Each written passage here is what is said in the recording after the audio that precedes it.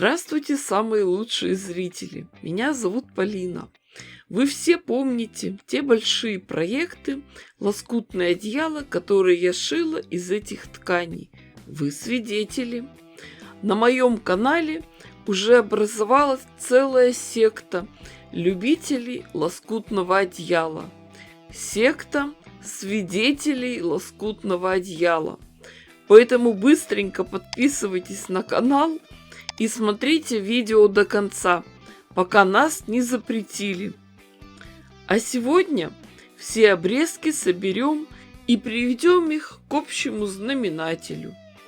Ширина лоскуточков может быть любой, но больше 3 сантиметров, а длина больше 7 сантиметров.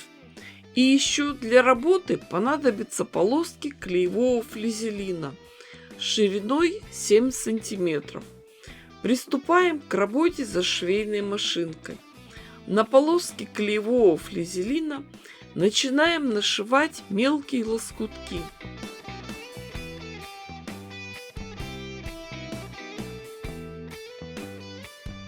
Прошили одну заготовку, тут же переходим к следующей. Если позволяет длина полоски, то можно ее не обрезать, а подставлять следующий фрагмент клеевого флизелина. Каждый пришитый лоскуток разворачиваем, разглаживаем ногтем и приставляем следующий. В качестве основы мы брали плотный клеевой флизелин. Смотрите сами, если у вас в работе непослушные ткани, то можно сразу же их закреплять, проутюживать утюгом. Так шьем и шьем, пока не заполним всю основу. Получились очень интересные, яркие и красивые полоски. Сам принцип работы с ними рассказала за пару минут. Но чтобы их нашить, пришлось работать несколько часов. Уж очень много лоскутков накопилось. А теперь, наверное, самый приятный и ответственный момент. Все полоски проутюживаем, проклеиваем с клеевым флизелином. Как работать?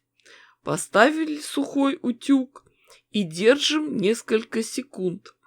Потом переставляем его на другое место.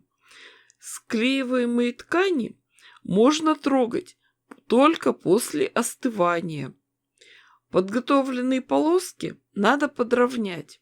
Конечно, можно просто ориентироваться на края клеевого флизелина, но лучше все-таки проверить все с помощью линейки.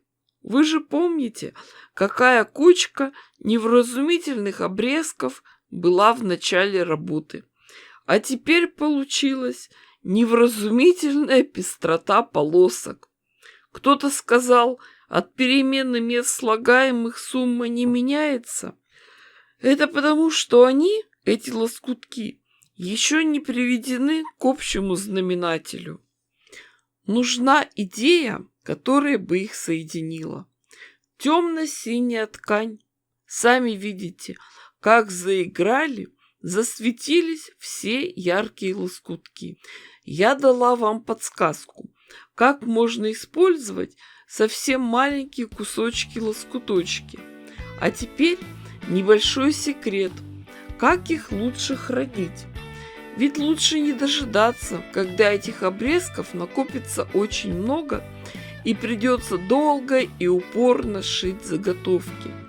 Закончили один проект, сразу же нашили на ленты клеевого флизелина, свернули трубочкой и убрали в сторонку.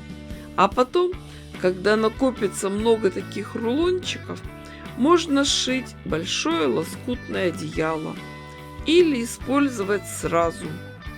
На моем канале есть мастер-классы по пошиву сумок, корзинок, декоративных подушек, ковриков и даже одеял из таких веселых полосок.